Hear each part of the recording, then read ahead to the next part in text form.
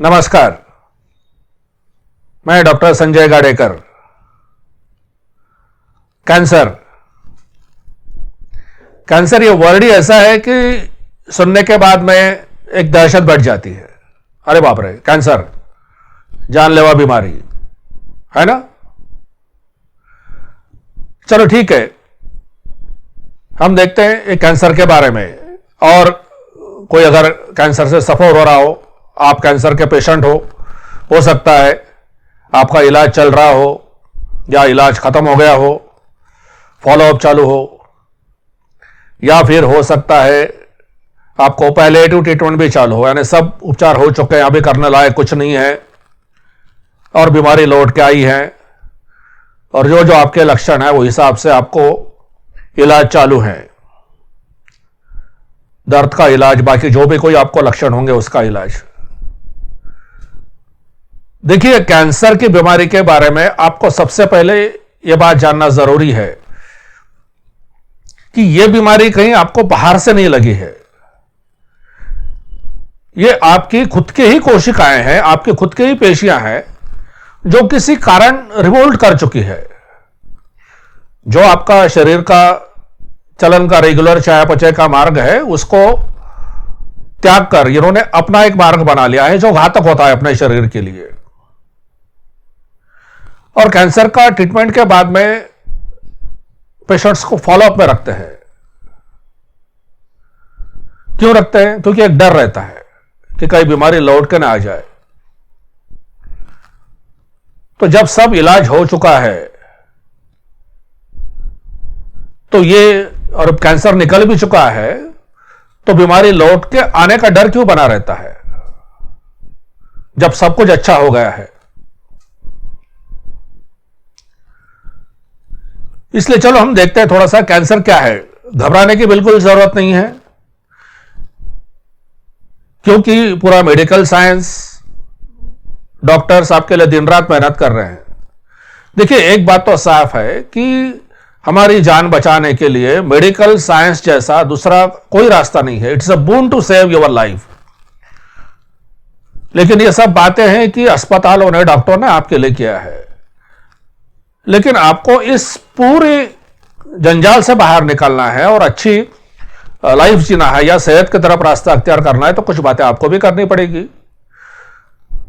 तो थोड़ा संक्षिप्त में देखते हैं कि ये कैंसर क्या है।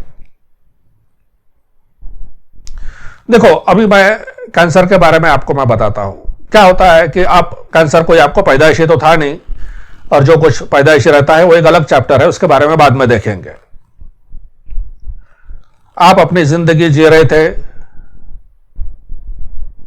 सब कुछ अच्छा चल रहा था। मैं आपको दिखाता हूं, अभी देखो कैसा है। क्या आप देखिए, ये क्या है? ये आलू है ना। ताजे आलू जैसे हमारी जिंदगी रहती है, और कुछ जांच के बाद पता चलता है कि कहीं कैंसर हो चुका है। पूरी दुनिया बदल जाती है, घबराहट में तब्दील होती है। चलो ठीक है, कैंसर होने के बाद में फिर हम क्या करते हैं? ऑपरेशन से उसका इलाज कर लेते हैं। कैंसर निकल गया, उसको जांच करके किस प्रकार का है वो भी हम लोग देख सकते हैं, ताकि अगला इलाज हो सके। फिर उसके ऊपर हम लोग दवाई से कीमोथेरेपी देते हैं ताकि कैंसर के पेशियां या कोशिकाएं मर जाए। उसके बाद में उस पर हम लोग लाइट भी डालते हैं, रेडिएशन जिसको कहते हैं, ताकि जो बचा कुचा कैंसर की कोशिकाएं उसको जल जाए, रेडिएशन थेरेपी। अब इतना सब कुछ होने के बाद में पेशेंट को फॉलोअप पे रखा जाता है। क्यों? क्योंकि एक डर, कहीं लौट के क्यों ना आगे। और जब एक स्पेसिफिक पीरियड के बाद में जब अपने को पता चलता है कि बीमारी लौट के नहीं आई है, तो हम लोग पेशेंट को कैंसर मुक्त करार देते हैं। पर वो तो कैंसर मुक्त हो गया, फिर भी एक जहन में डर बैठा रहता है कि कहीं आगे चल के वापस तो नहीं आ जाएगा। तो ये डर क्यों है कि कैंसर फिर से? क्योंकि ये जो टेंडेंसी हमने हमारे शरीर में पैदा की है। क्या होता है कैंसर ऐसा कि तुम्हारे कैंसर क्या है कि तुम्हारे ही खुद के पेशियां हैं और एक बहुत समय तक उनको जो चाहिए नरिशमेंट या पोषक तत्व के हिसाब से वो नहीं मिलने से वो रिवोल्ट कर उठती है।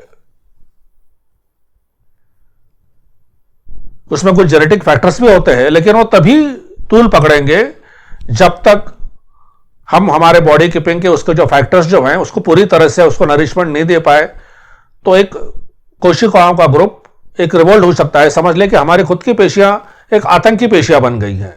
आपने सुना होगा कैंसर पेशेंट क्या होता है, डीएनए, उसके बाद में म्यूटेशन, इरेगुलर ग्रोथ, ये सब बातें आपने सुनी होगी। तो वो कोशिकाओं का जो रूटीन चयापचय का मार्ग है वो बदल के वो अपना एक डेवलप कर लेती हैं जो अपने शरीर के लिए घातक होता है। इसलिए शरीर एक कैंसर हमारे शरीर के लिए घातक होता है, क्योंकि वो फैल के बाकी जगह और बाकी सभी हमारे अवयवों को ग्रस्त करके जान को धोखा पैदा करता है। और इसीलिए जो है, जो भी हम बाहरी माध्यम से पैसिव ट्रीटमेंट, मेडिकल फील्ड के अंदर जो भी हम इसके लिए ऑपरेशन है, रेडियोथेरेपी, कीमोथेरेपी, ये सब हम करते हैं।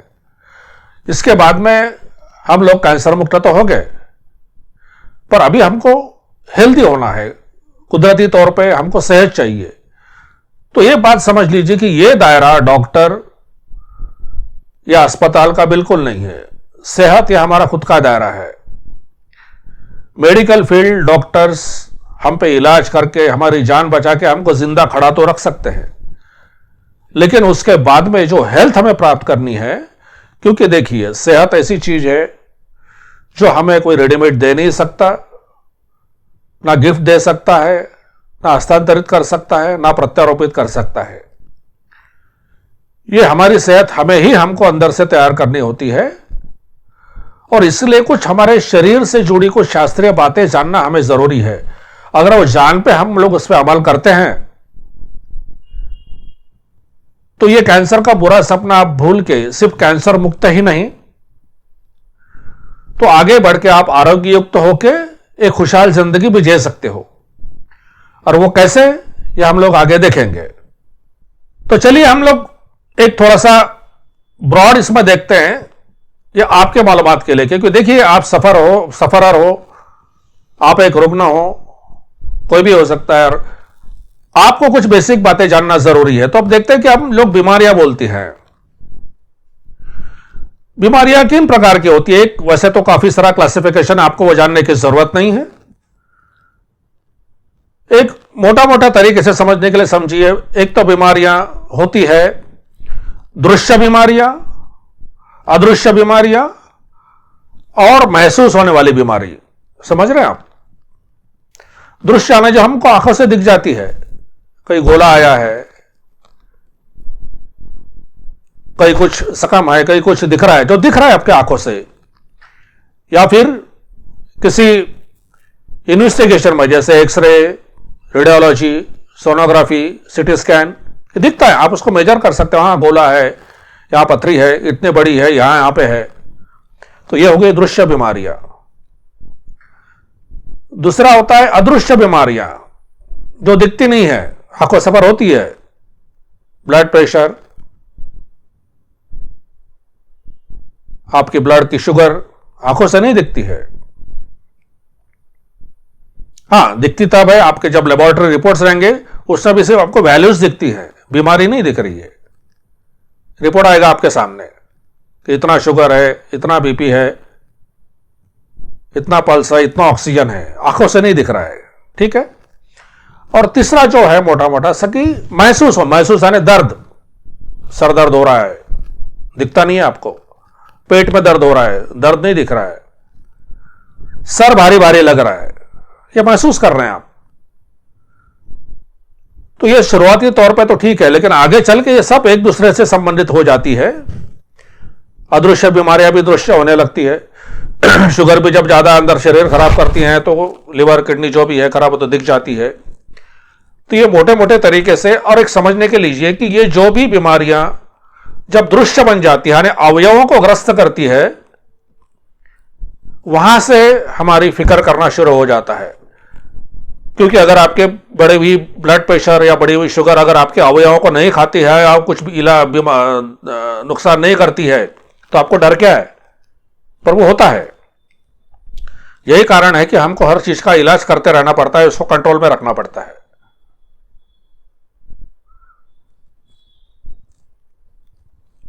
और ये जब बीमारियां हमारे शरीर को ग्रस्त करने लगती है, शरीर के हिस्सों को खाने लगती है, कमजोर करने, पहले तो कमजोर करती है, फिर धीरे धीरे धीरे बीमारियों का स्तर ऊपर बढ़ जाता है। तो इसे हम लोग कहते हैं क्रॉनिक डीजनरेटिव कंडीशंस या डिसीजेस, या फिर शरीर खंगाल के होने वाली बीमारियां। और इन बीमारियों को हम लोग क्या करते हैं, हर बीमारी के इलाज तो है ही, ऑपरेशन योग्य है तो ऑपरेशन करके निकालेंगे, दवाई से दबती है दवाई से दबाएंगे, दवाई से ठीक होती है दवाई से दबाएंगे। लेकिन एक बात में ख्याल रखिएगा कि जिस कमजोरी की वजह से आप यहां तक पहुंचे हो, ये सभी बीमारियों का जमावड़ा एक होकर आपके शरीर को खा रहा है। वो किस कारण हो रहा है? कुछ तो कारण होगा। उस कारण पे अगर हम गौर नहीं करेंगे, उस कारण को अगर हम देखेंगे नहीं, तो ये तो होते रहेगा। और वही हो रहा है। हो रहा है कि नहीं हो रहा है? ये बीमारी हो रही है, दुरुस्त कर रहे हैं, ठीक हो गए, या थोड़े ठीक हो रहे फिर से लौट रही हैं, दूसरी लग गई उसका भी इलाज कर रहे हैं, ये फाइलें बढ़ रही हैं। बीपी की भी चल रही है, शुगर की भी चल रही है, थायराइड की भी चल रही है, जॉइंट्स की भी चल रही है, और क्या क्या नहीं चल रहा है। भाई ऐसा क्यों? जैसा मैंने पहले कहा कि वैद्यक शास्त्र सिर्फ हमें रोग मुक्त करा सकता है, आरोग्य युक्त नहीं कर सकता। और हम लोग आरोग्य युक्त नहीं हो रहे, शरीर की कमजोरी बरकरार है, और कमजोर शरीर बरकरार रहेगा तो कुछ ना कुछ नई बीमारी तो होते रहेगी, या फिर जो पुरानी है वो चलती रहेगी। और ये बीमारी हम लोग बाहर से तो उसके अपन पत्ते छाट रहे हैं, जैसे अपन मेहंदी के पत्ते छाटते हैं ना, बढ़ते रहते हैं। तो ये काम ऐसे हो रहा है कि बाहरी माध्यम से, जिसको हम लोग पैसिव ट्रीटमेंट कहते हैं, शरीर के बाहर के माध्यम की ट्रीटमेंट या मेडिकल ट्रीटमेंट, इसको हम पैसिव कहेंगे क्योंकि माध्यम शरीर के बाहर का है। तो ये ऐसे खराब पत्ते आप बाहर से कितने भी छाटोगे तो अंदर से तो उगेंगे ही। तो जो एक कमजोर स्वास्थ्य अंदर से उग रहा है, ये किसी लेवल पे बंद होके स्वास्थ्य अंदर से फूलना चाहिए। कैसे फूलेगा? तो इस बारे में हमारे शरीर के कुछ तथ्य हमें जानने जरूरी है, यूनिवर्सल साइंस के तहत या सृष्टि विज्ञान के तहत। तो चलो देखते हैं। बीमारियों के प्रकार तो हमने देख लिए एक मोटे मोटे तरीके से। अब देखो, हर इंसान का एक आरोग्य स्तर होता है, या उसको इंग्लिश में कहेंगे हेल्थ इंडेक्स। हेल्थ इंडेक्स या आरोग्य स्तर का मतलब, ये यूजुअली लोग हम ठीक है या नहीं, हेल्दी है या नहीं, ये देखने के लिए अलग अलग जांच कर लेते हैं। Whole body investigation, whole body what you say checkup. तो देखिए, वो बात अपने जगह ठीक है, पर उससे आपको अपना आरोग्य स्तर पता नहीं चलता। देखिए, जैसे हमारा शरीर दिखने में एक जैसा है, एक ही ढांचे में, एक ही कार्यशैली में, हर शरीर का जेनेटिक मेकअप अंदर से अलग है। और जिसका दिखता हुआ उदाहरण रहता है आपका चेहरा, फेस। जैसे हर इंसान का चेहरा एक जैसा नहीं होता, अलग अलग होता है ना, वो कभी रिपीट नहीं होता। वैसे ही सेम ढांचे में हमारी अंदरूनी पूरी जो जड़न गड़न या मेकअप है, इसमें भी थोड़े बहुत चेंजेस होते हैं, जिसको हम हमारा जेनेटिक स्ट्रक्चर कहेंगे, जनुकीय संरचना। तो हर किसी का एक डिसीज पैटर्न या एक बीमारी का एक उसका पैटर्न जो होता है, वो भी हमारे अंदर से बना हुआ होता है। और जैसे जैसे ही गलत चीजें पोषण के बारे में हमारे शरीर के अंदर होती रहती है, उस तरीके से वो बीमारी अपना स्वरूप लेती है। यानी समझने के लिए समझिए, एक ही जगह 10 लोग खाना खा रहे हैं, एक ही जगह रह रहे हैं, एक ही वातावरण में सबका पालन पोषण हो रहा है। समय के चलते किसी को लिवर की बीमारी होगी, किसी को पित्ताशय की होगी, किसी को चर्बी की होगी, जो भी होगी, उनकी जो भी जनुकीय रचना अंदर है, वो हिसाब से डिसीजेस ऊपर आते रहेंगे। समझ गए? तो ये डिसीज पैटर्न हर एक कारक होता है। तो हेल्थ इंडेक्स असेसमेंट या फिर हमारे आरोग्य स्तर का मापन, यह समय समय पर होना बहुत जरूरी है, क्योंकि इससे हम लोग क्या कर पाएंगे, यह समझ लीजिए कि हमारा एक जो पत्रिका है, जैसे हमारा कोई पंडित जन्म पत्रिका बनाता है कि आगे आप कैसे, उसमें तो कितना साइंस है मुझे नहीं पता, लेकिन यह आपकी सेहत की पत्रिका आप खुद बना सकते हो, यह आपका आरोग्य स्तर का मापन करके। वो कैसा करना है वो तो आप यहां पे जानेंगे ही, पर यह बहुत जरूरी है, ताकि आपका मेकअप कैसा है, आपकी जड़न घड़न कैसी है, और आप ये मॉडर्न लाइफ में रहते हुए आप किस किस बीमारियों का शिकार बन सकते हो, इसका अंदाजा तो आप भरपूर लगा सकते हो। और रूटीन मेडिकल चेकअप में क्या होता है मैं आपको बताता हूं। जैसे अभी समझ लीजिए 3 व्यक्ति हैं, परेड कर रहे हैं, एक ही जैसे परेड कर रहे हैं, एक ही उम्र के हैं, एक ही जैसे उनका पूरा शारीरिक स्वरूप है, ना दुबले ना पतले, एक जैसे हैं। आप सबकी मेडिकल चेकअप कराते हो, सबके रिपोर्ट्स नॉर्मल आते हैं, आप खुश और अरे वाह मेरे रिपोर्ट्स नॉर्मल है। लेकिन भाई एक बात यहां पे गौर करनी है, सभी लोग एक जैसे चल रहे हैं, सभी लोग एक ही एनर्जी के साथ में दौड़ रहे हैं, सभी की रिपोर्ट नॉर्मल है, लेकिन पहला व्यक्ति जो है उसको कोई बीमारी नहीं है, कोई दवाई नहीं खा रहा और उसकी रिपोर्ट नॉर्मल है। दूसरी व्यक्ति है जो समझ लो एक बीपी की गोली खा रहा है, नॉर्मल है, उसकी रिपोर्ट भी नॉर्मल है। तीसरा व्यक्ति है कि जो बीपी की भी गोली खा रहा है, शुगर की भी खा रहा है, उसकी रिपोर्ट भी नॉर्मल है।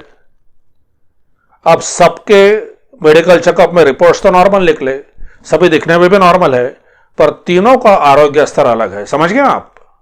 पहले का आरोग्य स्तर सबसे ऊपर है, दूसरे का उससे कम है, और तीसरे का उससे भी कम है। तो आज के तारीख में अगर हमको स्वास्थ्य की तरफ अग्रसर होना है तो यह हमारा फिलहाल का आरोग्य स्तर कितना है यह जानना जरूरी है, और यह आरोग्य स्तर या हेल्थ इंडेक्स उसको बढ़ाते रहने की कोशिश करनी चाहिए। और वो बढ़ेगा कैसे? उसके लिए आपको हमारे शरीर से निगड़ित एक हमारे शरीर की जो एक डिवाइन गिफ्ट है, या समझ लीजिए कुदरत का वरदान है, वो हमें जानना पड़ेगा, और वो है हमारे पेशियों का या कोशियों का पुनर्जीवन। समझ गए? जिसको कहेंगे टिश्यू रीजनरेशन। ये पेशियों का पुनर्जीवन जितना पुरजोर तरीके से ऊपर रहेगा उतना ही हमारा हेल्थ इंडेक्स या आरोग्य स्तर बढ़ता रहेगा।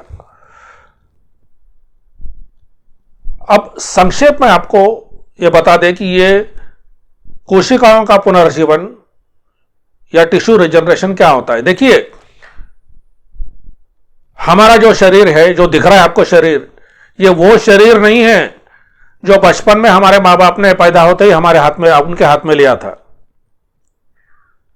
हमारे शरीर में अलग अलग किस्म की कोशिकाएं हैं, अलग अलग पेशियां हैं, अलग अलग सिस्टम्स है, और हमारे शरीर की हर पेशी कुछ समय के बाद में लैप्स हो जाती है या मृत होती है, और उसकी जगह दूसरी कोशिका जन्म लेती है। इसको कहते हैं पहली जा रही है, दूसरी आ रही है।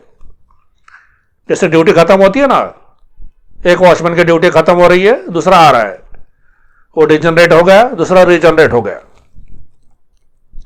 और यह प्रक्रिया हमारे जिंदगी तक चलते रहती है। यह कितनी बड़ी गिफ्ट है, कितना बड़ा वरदान हमको सृष्टि ने दिया है, सृष्टि के विज्ञान ने दिया है या कुदरत ने दिया है, कि हम तो जिंदा है, लेकिन हमारे अलग अलग प्रकार की कोशियां कालांतर से लुप्त हो रही है और नई बन रही है, और सभी एक साथ में मृतप्राय नहीं होती या लुप्त नहीं होती है। अगर वैसा हो जाएगा तो आप जिंदा ही नहीं रहोगे। समझने के लिए आप समझिए, आपने सांप देखा है, केचुली डालता है। केचुली डालता है मतलब क्या है? उसके भी ऊपर का जो स्तर होता है वो रीजनरेट होता है, पुरानी खाल बन जाती है, वो निकल जाती है, आगे निकल जाता है। बस समझने के लिए आप समझिए, ऐसा ही हमारे शरीर में भी होता रहता है, और हमारा शरीर कुछ महीने में यह समझ लीजिए पूरा का पूरा नया बन जाता है। अभी मैं ये हाथ ऐसे कर रहा हूं तो ये स्किन के कुछ कुछ सेल्स नीचे गिर रहे हैं, और हम लोग जो रोज कचरा साफ करते हैं तो उसमें हमारे स्किन शेडिंग्स भी रहती है, सिर्फ आंखों से दिखते नहीं है आप सांप जैसे। तो ये इतना बड़ा वरदान हमको कुदरत ने दिया है, टिश्यू रीजनरेशन। या कोशिकाओं का पुनर्जीवन या पुनर्जन्म एक कालांतर से होते रहता है। अब आप बोलेंगे ये हम समझे कैसे? साइंस तो समझ चुका है, देख चुका है। आपको सामान्य स्तर पर जानने के लिए आप समझ लीजिए, आप पैरों में जूता पहनते हैं, चप्पल पहनते हैं, घिस जाती है। 10 साल पहले की चप्पल आज आपके पैर पे शायद नहीं है, क्योंकि वो घिस गई, फट गई, फुट। अब ये समझ लीजिए कि वो हम अगर नंगे पांव भी चलते हैं, बचपन से भी चल रहे हैं, तो क्या पैर घिस घिस के छोटे होते हैं? नहीं होते ना। क्यों नहीं होते? क्योंकि हर चीज रीजनरेट हो रही है। अगर नहीं हुई होती तो जैसे चप्पल या जूता घिस रहे हैं, आप भी घिस घिस के तो अभी तक बौने हो गए रहते। बस इतनी सी बात आपको समझने के लिए काफी है कि हमारे शरीर में हर कोशिकाओं का पुनर्जीवन की क्रिया हमेशा चालू है। तो भाई ये भी समझ लो कि जो कुछ कोशिकाएं बीमार हो चुकी है, उससे भी निजात पाके अगर हम ये टिश्यू रिजनरेशन को बलवान बनाते हैं, तो ये बीमारियों से हम लोग अच्छे से छुटकारा पाके सेहतमंद और खुशी की जिंदगी बिल्कुल जी सकते हैं। तो हमने देखा कोशिकाओं का पुनर्जीवन। ठीक है, कोशिकाएं पुनर्जीवित होने से हमारे शरीर की कोशिकाएं तरोताजा रहेगी, और जितना ये टिश्यू रिजनरेशन स्ट्रांग रहेगा, उतनी हमारे शरीर की कोशिकाएं स्ट्रांग रहेंगी। तो सीधा मतलब है हम भी बलवान रहेंगे, या फिर हेल्दी रहेंगे, सेहतमंद रहेंगे। अब इसके बाद में भी हमारी सेहत जो बोलते हैं, सेहत अच्छी है, इसका मतलब क्या है? तो देखिए, हमारे सेहत के 3 स्तंभ होते हैं, 3 पिलर्स होते हैं, जो संक्षेप में आप समझ लेना बहुत ज्यादा जरूरी है। अब ये कोशिकाओं का पुनर्जीवन या टिश्यू रिजनरेशन उच्च स्तर पर होने से हमारी सेहत के ये 3 स्तंभ स्ट्रांग रहते हैं। और वो 3 स्तंभ क्या हैं, या हम भी देखते हैं।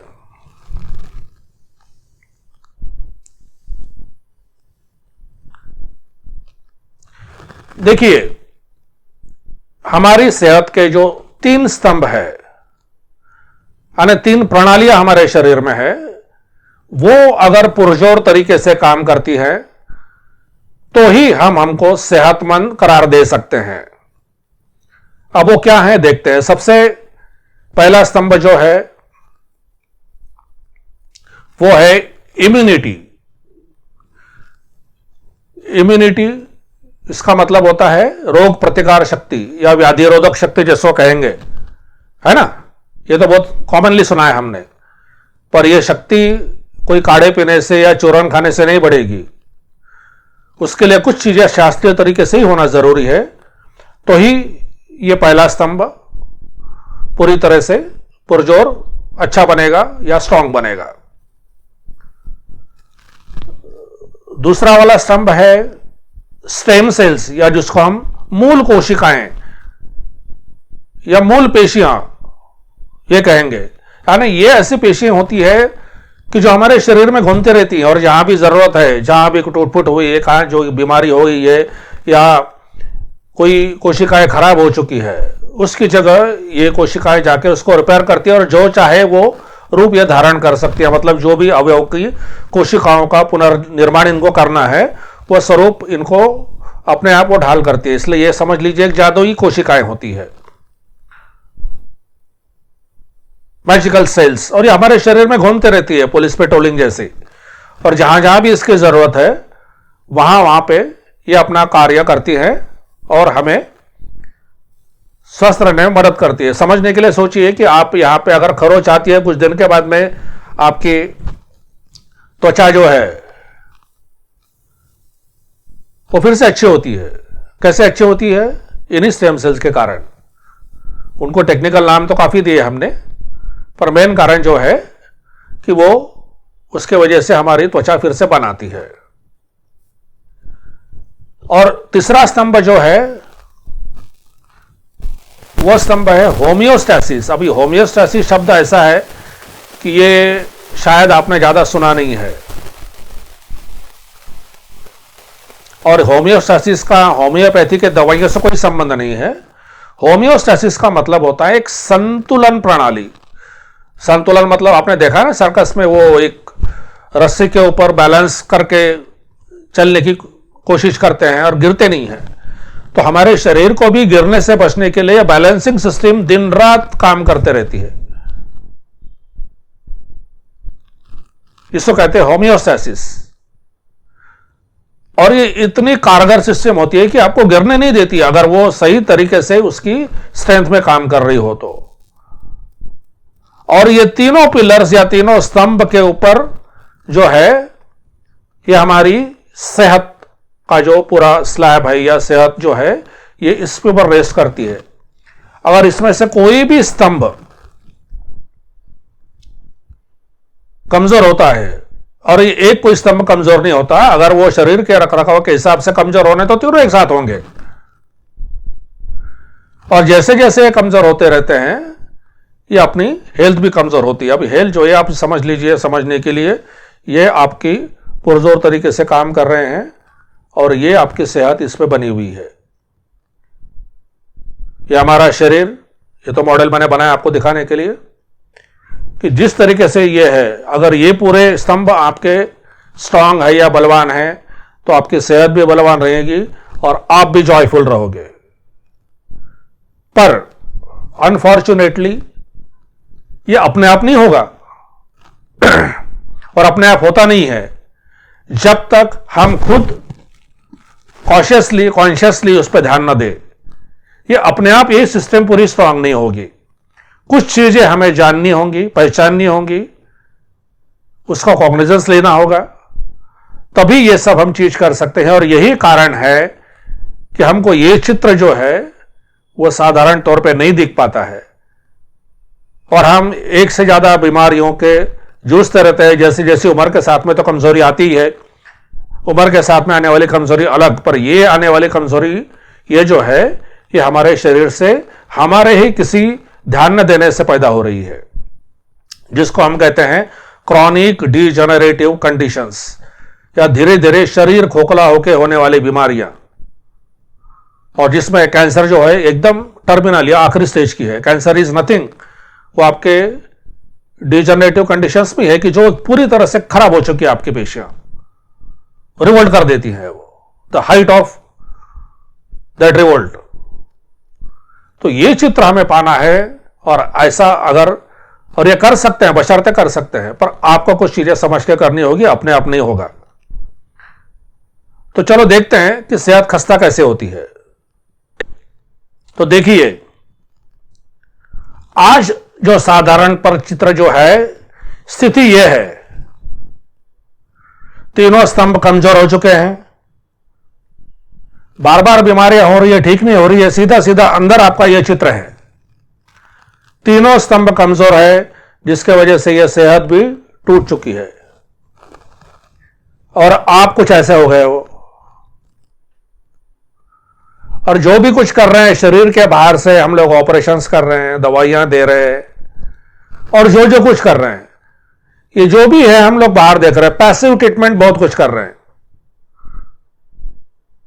पैसिव ट्रीटमेंट बस डॉक्टर के भरोसे, अस्पताल के भरोसे, वैद्यक शास्त्र के भरोसे। मैंने पहले ही कहा, वैद्यक शास्त्र आपकी जान बचाने के लिए एक वरदान है, बिल्कुल वरदान है।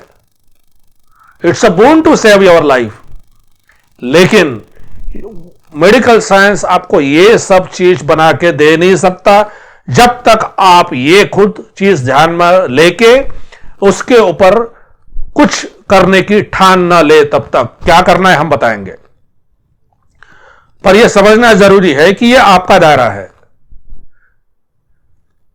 या तो फिर आप पहले जो पूरा सीना तान के खड़े थे और अभी जो झुक के, वो ये झुकन आपकी बढ़ती जाएगी, और वही हो रहा है। उम्र के साथ में बीमारियां भी बढ़ रही है, और सिर्फ बीमारियां नहीं तो खर्चे भी बढ़ रहे हैं। इंश्योरेंस होने के बाद भी पैसे आपके खर्च होते हैं। या समझिए कि जितने भी बचत आपकी होती है, बहुत सारी, अगर हम कहेंगे कि पूरे, तो भी शायद अतिशयोक्ति ना होगी। ये जब बड़ी बड़ी बीमारियां लगती है, और आपने तो अभी देखा ही पैंडेमिक्स में लोगों ने कैसे लाखों रुपए खर्च किए। खैर वो तो इन्फेक्शन था, और जो लोग वैसे भी कमजोर है उनको तो इन्फेक्शन ने और ज्यादा पकड़ा। तो सिर्फ बाहरी माध्यम से, इंश्योरेंस के भरोसे या अपने पैसे खर्च करके सिर्फ डॉक्टरों के भरोसे जो आप कर रहे हो वो तो सही है, उसके सिवा चारा भी नहीं है। पर उसके साथ में कोई चीज जो जरूरी है वो अगर ध्यान में नहीं लोगे तो ये आपका बिगड़ा हुआ चित्र दुरुस्त शायद ही होगा या नहीं होगा। तो चलो, ये तो आपने देख लिया। अब चलते हैं कि ये फिर से रिस्टोर करने के लिए क्या करना जरूरी है और वो कैसे होता है। हां, तो चलो भाई, हमें ये चित्र बनाना है या ऐसी स्थिति हमारे शरीर में लानी है ना। तो चलो जानते हैं उसके पीछे का थोड़ा सा एक सृष्टि विज्ञान क्या है और उसकी परिपूर्ति आप खुद कैसे कर सकते हो। और करना आप ही को है, आप नहीं करोगे दूसरा कोई भी आपके लिए ये चित्र खड़ा नहीं कर सकता या ये ऐसी सेहत बना नहीं सकता। देखिए, उसके समझने के लिए इसको थोड़ा बाजू में रखता हूं। हमारा जैसे शरीर बना है, जिसको हम लोग शास्त्रीय भाषा में universal circuit of body keeping कहेंगे, यानी हमारे शरीर बनाने का एक सूत्र, ठीक है, जिसको हम नाम देते हैं प्रेगनेंसी, डिलीवरी, फर्टिलाइजेशन, जो भी है ना, गर्भावस्था, डिलीवरी, प्रसूति, ये हमने नाम दिए हैं। पर असल में ये क्या है? हमारे शरीर बनाने का कुदरती सूत्र है। और जैसे हर कोई सूत्र या हर कोई जीव इस पृथ्वी पर तैयार होता है, तो जैसे उसका शरीर बनने का सूत्र है, तो उसका शरीर को सृष्टीय तरीके से उसकी सेहत का भी सूत्र होता है। सेहत का सूत्र मतलब auto execution of body keeping, हरे शरीर का रखरखाव जो स्वचालित हो, सब चीजें अपने आप होती है, उनको सोच के नहीं करना पड़ता।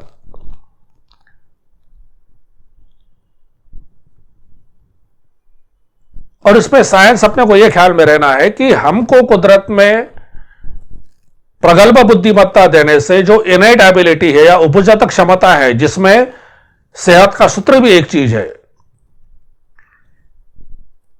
यह भी हमसे दूर करके रखी है ना, दी नहीं है हमको। सिर्फ जो इनेट एबिलिटीज है, सिर्फ हमारी ग्रोथ कितनी होगी, हम कैसे दिखेंगे, गोरे दिखेंगे, काले दिखेंगे या सांवले दिखेंगे, कितनी ऊंचाई होगी, क्या होगा, और जो हमारे इनवॉलंटरी एक्ट्स यानी अपने आप चलने वाली क्रियाएं, चयापचय और दिल, सांसें, जो भी है, यानी ये समझ लीजिए इंसान को अपनी जिंदगी के लिए हर कोई चीज सीखनी होती है। शरीर की स्वचालित क्रियाएं छोड़कर हर चीज उसको सीखनी होती है। क्या नहीं सीखते हम लोग? और उसके विपरीत बाकी प्राणियों को बुद्धि स्तर कम देने से ये उपजत क्षमताएं काफी दी है, जिसमें सेहत का सूत्र भी है। तो उनके शरीर रखने की क्रिया अपने आप ऐसे होती है जो कुदरती विज्ञान या सृष्टीय विज्ञान से ट्यून्ड अप हो या उससे संलग्नित हो। समझ गए आप? नहीं समझे? समझने के लिए देखिए, अगर तैरने की चीज है, कोई भी प्राणी जो है, अगर आप हाथी के बच्चे को या कुत्ते को बच्चे को भी पानी में डालेंगे, वो तैर लेता है, उसको सीखने की जरूरत नहीं होती। बंदर के बच्चे को झाड़ पे चढ़ने की सीखने की जरूरत नहीं होती, अपने आप ही। This are called as innate abilities. तो वैसे ही शरीर के रखरखाव के लिए जो सवेरे से उठकर शाम तक दिन भर 24 घंटे जो गतिविधियां शरीर से होनी चाहिए, उसका ऑटो एजुकेशन है, स्वचालित तरीके से बाकी प्राणियों का होता है, पर हमारा नहीं होता। हमारा हमारे कल्चर के हिसाब से होता है कि हम कौन से घर में पैदा हुए, कौन से कल्चर में पैदा हुए, और वहां की जो मान्यताएं होंगी उसी के तहत हमारा शरीर हम लोग रखते हैं। तो वो गलत तो नहीं है, लेकिन परिपूर्ण नहीं है। यही कारण होता है कि हमारी ये जो बड़ी बड़ी बीमारियों का हम सीडिंग या उसका बीजारोपण कहीं तो भी हम लोग बचपन से ही करते आते हैं, और उम्र के साथ साथ वो चीज, वो बीमारियां दृश्य होने लगती है। समझ गए? तो ये बैकग्राउंड पे हमको यह समझना जरूरी है कि भाई हमारी universal circuit of body keeping क्या है, हमारे सेहत के सूत्र क्या है। तो ये जानने के लिए हमको, क्योंकि हमको सीखने की बहुत एबिलिटी दी है, इसलिए अपना हर काम सीखने पर निर्भर होता है। आप सोचिए ना, क्या नहीं है, आप सीखे बगैर ना साइकिल चला सकते हैं, आप सीखे बगैर ना मोटर बाइक चला सकते, आप सीखे बगैर ना कार चला सकते, आप सीखे बगैर ना कोई मशीन चला सकते हैं। आप किसी फैक्ट्री में काम करते हो, अरे आप सीखे बगैर कंप्यूटर नहीं चला सकते। अरे हर आपने कार्यकलाप के लिए आपने सीखा है, सीखना जरूरी है और जारी भी है। तो अगर आपको सेहत चाहिए तो भैया सेहत भी तो सीखनी पड़ेगी ना, रेडीमेड आपको कोई दे नहीं सकता। यही बात मैं गला फाड़ के अभी सबको बता रहा हूं कि आपको सेहत की जरूरी है, सेहत सीखिए। और कोई भी चीज सीखने के लिए आप क्या करते हैं? ट्रेनिंग करते हैं। कोई जरूरी थोड़ी है ना कॉलेज और स्कूल में भर्ती होकर जाना चाहिए। साइकिल सीखने के लिए कहां भर्ती हुए थे आप? किसी ने सिखाई ना। मोटर बाइक सिखाने के लिए हो सकता है ड्राइविंग क्लास में गए होंगे, नहीं गए होंगे, आपके किसी बड़े भाई ने या फिर फादर ने आपको सिखाई होगी, दोस्त ने सिखाई होगी, बराबर है। कंप्यूटर तो बहुत लोगों ने देखा देखी सीखा है, मैंने खुद ने देखा देखी सीखा है। तो देखा देखी सीखने जैसी अगर आप सेहत भी सीख सकते हो तो आप सीखोगे या नहीं सीखोगे? क्योंकि सीखने से तो आएगी नहीं, सीखे बगैर तो आएगी नहीं। और सीखना क्या है? बस ट्रेनिंग लेना है। और ट्रेनिंग क्या है, कैसे लेनी है, क्या क्या उसमें फैक्टर्स इन्वॉल्व है, ये सब चीज एक ट्रेनिंग के तहत यहां पे हम लोग देने जा रहे हैं, जिसको कहते हैं active regenerative training for health, ARTH, अर्थ। और यही आपके सेहत का अर्थ होगा, जिसको आप हिंदी में कहेंगे सक्रिय कोशिका जीवक प्रशिक्षण। सक्रिय कोशिका जीवक प्रशिक्षण यानी जो टिश्यू रिजनरेशन या कोशिका पुनर्जीवन होने का जो सिस्टम आपके एक बहुत बड़ी हमको गिफ्ट कुदरत ने दी है, उसी को आप क्या कर रहे हो? उभार रहे हो, उसको स्ट्रांग बना रहे हो। अरे इतनी बड़ी फैसिलिटी कुदरत ने डाल ली, उसको स्ट्रांग बनाना भी नहीं करोगे तो कौन आपकी मदद करेगा? कोई नहीं करेगा, वो आप ही को करनी है। और उसके लिए ये सेहत के सूत्र, आप सेहत के सूत्र, ये सेहत के सूत्र क्या होते हैं भाई? मैं सेहत के सूत्र बोल रहा हूं, या universal circuit of body keeping. सूत्र का मतलब आप सर्किट से देखिए। यहां पे लाइट जल रही है, लाइट जल रही है यानी क्या? उसका एक सर्किट है। डायरेक्ट वो बल्ब पे आप करंट लगाओगे तो क्या हो जाएगा? फ्यूज हो जाएगा। तो वो करंट एक स्पेसिफिक सर्किट से, कैपेसिटर कंटेंट से, जो भी कुछ बोलते हैं, उसमें से पास होकर अगर वो बल्ब में जाएगा या ट्यूब में जाएगा तो ही वो ट्यूब जलने लगेगी या आपको उजाला देगी। तो सर्किट, तो हमारा शरीर भी एक जो है जीता जागता, जिसमें पूरी इलेक्ट्रिसिटी भी है, बाकी ऊर्जाएं भी तैयार होती है। तो इसको चलाने के लिए भी एक सर्किट यानी एक विशिष्ट सूत्र या क्रिया चक्र बोलिए, यह है। अब क्रिया चक्र यानी क्या है? सवेरे से उठ के रात को सोने तक और सवेरे फिर से उठने तक, यानी दिन भर की दिनचर्या जिसको कहेंगे। ये जो हमारे शरीर के बारे में जो कुछ क्रियाकलाप तरीके से होने चाहिए हमारे जहन में बसे हुए नहीं है, वो हम लोग वैसे करते हैं जैसे हमारा दिमाग भटकता है, जैसे हमको सिखाया गया है घर में। और वो गलत नहीं है लेकिन परिपूर्ण नहीं है। तो उसमें कुछ शारीरिक फैक्टर्स है, जिसमें से एक दो आपको मालूम है। खाना खाना सबको मालूम है, और थोड़े बहुत तरीके से मालूम है कुछ वर्जिश करना। तो आपको यह लगता है ना कि भाई इलाज के साथ में हम लोग डाइटिंग भी करके देखी, योगा भी करके देखा, ये वो एक्सरसाइज भी करके देखी, ये डांस वो डांस करके देखा, फिर भी गाड़ी वहीं के वही। तो देखो भैया, ये चीजें अपनी जगह ठीक है पर परिपूर्ण नहीं है, इसलिए आपको पूरे रिजल्ट मिलेंगे नहीं।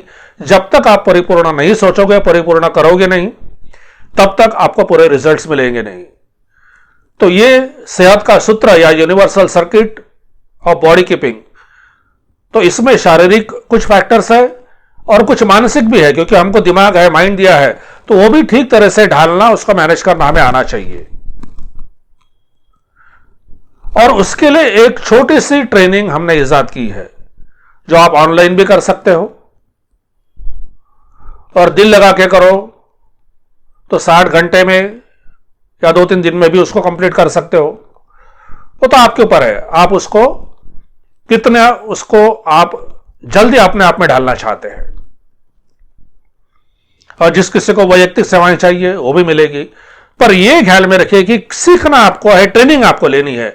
क्योंकि ट्रेनिंग लेने से क्या होगा, अब ये पूछते कि ट्रेनिंग भाई करना क्यों, जब डॉक्टर इतना कर रहे हैं, वो बताए वैसे हम खा पी रहे हैं, योगा भी करके देखा, अभी एक्स्ट्रा क्या करना है और इससे होगा क्या? मेरे को टाइम नहीं है, मैं कहाँ जाऊँ, कहीं जाना नहीं है। आपके 24 घंटे का जो साइकिल है, आप जो भी काम कर रहे हो, जो सवेरे उठ के रात को बेड तक और रात को बेड से सवेरे उठने तक, यही दिन भर की दिनचर्या में ये कुछ चीजें आपको जो है ढालनी है।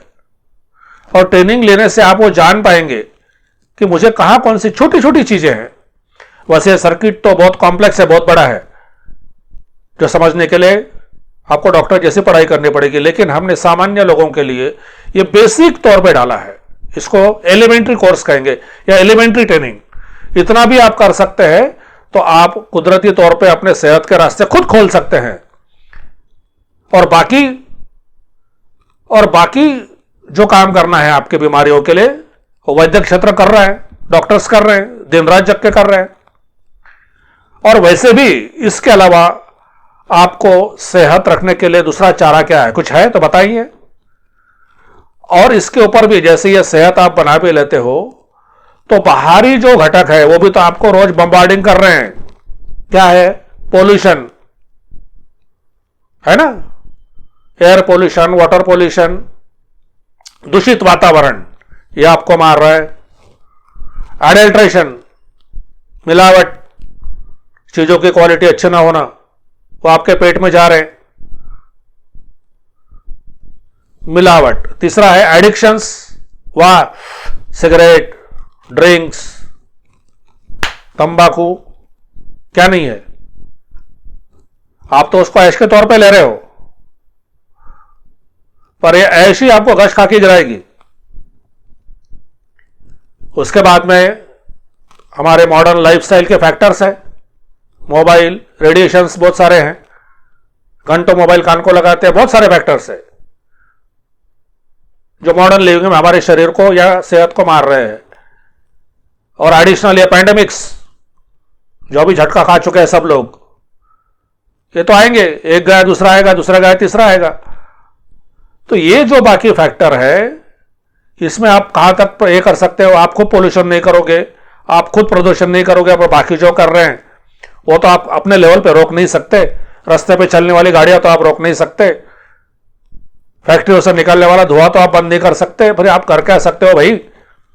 आपके हाथ में वही है जो आप कर सकते हो, और वो भी नहीं करेंगे तो आपको सेहत से तो कोई देने से रहा बाहर से। और इतना करने से क्या होगा? अब ये भी सवाल जहन में आएगा कि चलो ठीक है भाई, इतना मैं कर तो फर्क क्या गिरेगा, क्या मैं 100 साल जीऊंगा?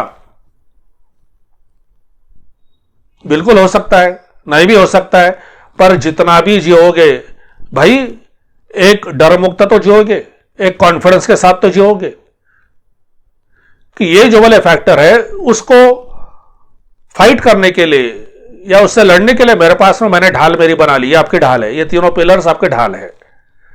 अगर ढाल बनाएंगे तो ये बाहरी फैक्टर्स को आप झेल पाओगे ना, नहीं तो सेहत भी कमजोर है और ऊपर से मार करने वाले घटक तो मार कर ही रहे हैं, तो आप बाहर आओगे कैसे या दलदल से निकलोगे कैसे? तो उससे निकलने का एक ही तरीका है, active regenerative training for health, या दूसरा वर्ड है एक्टिव रीजनरेटिव ट्रीटमेंट। पर ट्रीटमेंट लफ्ज मैं यूज इसलिए नहीं कर रहा हूं क्योंकि ट्रीटमेंट बोलने के बाद में आश्वस्त हो जाते हैं, मैं बैठता हूं आप करो। ये ट्रीटमेंट लेने वाली या देने वाली नहीं है, ये आपको अपने आप को देने वाली ट्रीटमेंट है। यानी आपको अपने शरीर के साथ में कैसा व्यवहार करना है, या ट्रीटमेंट का मतलब है व्यवहार। जैसे होता है ना, हमारे शरीर को हम लोग व्यवहार सिखाते हैं, कल्चर्ड है भाई, संस्कारित। तो यह समझ लिए आपके बॉडी को यह संस्कारित करना है इस सृष्टि या विज्ञान से, बॉडी कीपिंग के या सेहत के सूत्र से आपके शरीर को संस्कारित करना है, ताकि दिन भर में वही आपके शारीरिक क्रिया वैसी हो और आपके सेहत का रास्ता खुले। और ये करने से एक बार जहन में बसने के बाद में ये आप हमेशा करते रहोगे तो नेचुरली आपकी स्ट्रेंथ अंदर से बढ़ेगी, तो बीमारियां होने का जो चांस है वो कम हो जाएगा। हो भी जाती है तो आप जल्दी ठीक हो जाओगे, बड़ी बीमारियां होंगी नहीं। कैंसर तो आप बिल्कुल दूर रख सकते हो। मैं बिल्कुल इसलिए बोल रहा हूं और 100% इसलिए नहीं बोल रहा हूं कि बाहरी फैक्टर हमारे कंट्रोल में नहीं है, और होता भी है तो उससे बाहर तो निकल ही पाओगे, क्योंकि इलाज सब अवेलेबल है। पर आपके पास जो अवेलेबल है वो जब तक आप दिमाग में नहीं डालोगे, आप कर नहीं पाओगे, तो ये आपका स्ट्रक्चर खड़ा ही नहीं होगा हेल्थ का। और ये करना हर इंसान के लिए जरूरी है, आज दुनिया में हर इंसान के लिए जरूरी है। ये खड़ा करिए। बाकी वैद्यक शास्त्र डॉक्टर आपकी सेवा के लिए तो दिन रात वैसे भी काम कर रहे हैं। अरे अपने लिए तो खुद कुछ करो, उसके साथ नहीं करोगे तो पाओगे कैसे? तो इसलिए सक्रिय कोशिका जीवक प्रशिक्षण या active regenerative training for health या active regenerative treatment for health, ये आपके जीवन का अर्थ होना चाहिए, ये आपके सेहत का अर्थ होना चाहिए। ARTH, अर्थ। अब सेहत आपकी, सोच आपकी, निर्णय आपका, और ये बातों में आपको तथ्य हो कि इसको रियलाइज करते हैं या आप जान लेते हैं, तो आगे कैसे बढ़ना है यह भी आप यहां पे जान लीजिए। Thank you.